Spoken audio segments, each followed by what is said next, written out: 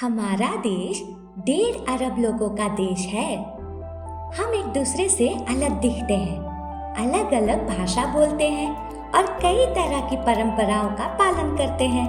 हम सब कहाँ से आए हैं? इस प्रश्न का समाधान करने के लिए आइए हम अफ्रीका की ओर चले, जहाँ तक के ज्ञात सबसे पुराने मानव जीवाश्म खोजे गए हैं। वहाँ से मनुष्य दुनिया के विभिन्न हिस्सों में चले गए और विभिन्न आबादी स्थापित की।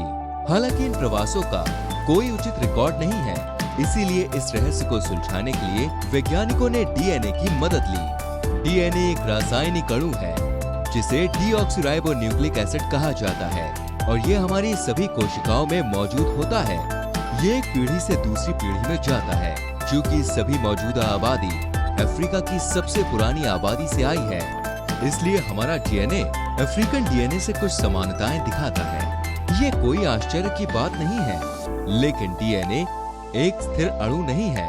ये 4 बनावटी श्रेणी से बना है, जिन्हें एडेनिन, थाइमिन, साइटोसिन और ग्वानिन कहा जाता है। और ये संरचना समय के साथ धीरे धीरे बदलती है। आबादी में एक अजीब डीएनए संरचना तब दिखाई देती है जब वो खुद को दूसरों से अलग करती है और आपस में प्रजनन करना शुरू कर देती है। अपने डीएनए की एक दूसरे से तुलना करके हम अनुमान लगा सकते हैं कि हमारी जड़ें कितनी दूर हैं। अधिक समानता का अर्थ है करीब का वंश होना। इतना ही नहीं, 2 आबादी के डीएनए में अंतर की संख्या का भी अनुमान है कि कितनी देर पहले दोनों आबादी एक दूसरे से अलग हो गई थी। यही समझ हमें भारतीयों के वंश का पता लगाने में मदद करती है। कोशिकीय एवं आणविक जीव विज्ञान केंद्र के वैज्ञानिकों डॉक्टर लालजी सिंह और डॉक्टर कुमार स्वामी तंगराज ने चुनौती ली। उन्होंने भारत के विभिन्न हिस्सों के प्रयोगशालाओं से डीएनए के स्रोत के रूप में रक्त और लार के नमूने लिए। उन्होंने अफ्रीका में पाए जाने वाले सबसे पुराने मानव जीवाश्मों से इन डीएनए की आपस में तुलना की। इनके अध्ययन से पता चलता है कि अफ्रीका से भारत में प्रवास की 2 लहरें हुई। पहला लगभग 65,000 साल पहले हुआ था।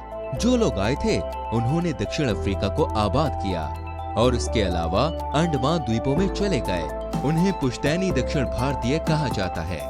अफ्रीका से दूसरी आबादी मध्य पूर्व के रास्ते भारत आई और उत्तर भारत में बस गई। उन्हें पुश्तैनी उत्तर भारतीय कहा जाता है। किंतु पैतृक दक्षिण और उत्तर भारतीयों को वर्तमान दक्षिण और उत्तर भारतीयों के साथ तुलना करने की गलती ना करें। पुश्तैनी दक्षिण और उत्तर भारतीय एक दूसरे से मिले हुए थे। आप और मैं और हमारे आसपास के सभी भारतीय मोटे तौर पर उस अंतर मिलन का परिणाम है। इसीलिए आपके आसपास कोई भी ये सोच सकता है कि वो अपनी जाति, धर्म, भाषा या क्षेत्र के कारण भिन्न है। उन्हें बताएं कि उन्हें अपने डीएनए के विवरण देखने की जरूरत है। वे पाएंगे कि हमारे पूर्वज एक ही हैं। Presented to you by CSIR CCMB, CSIR जिज्ञासा, supported by department of science and technology and national council for science and technology communication. CSIR CCMB के काम के बारे में ज्यादा जानने के लिए